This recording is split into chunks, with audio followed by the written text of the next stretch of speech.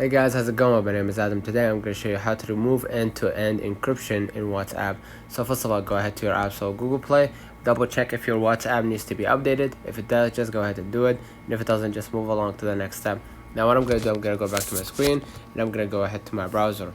Now if you wanted to remove the end-to-end encryption or encrypted chats, just go ahead to the settings, chat backup, and tap end-to-end encrypted backup.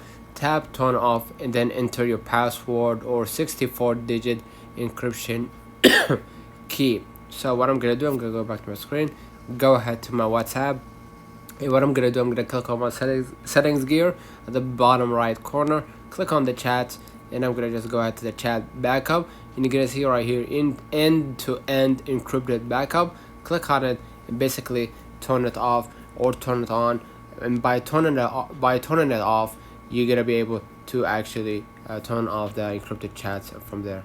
Let me know in the comments if this video helped you. Don't forget to like and subscribe. Thank you for watching.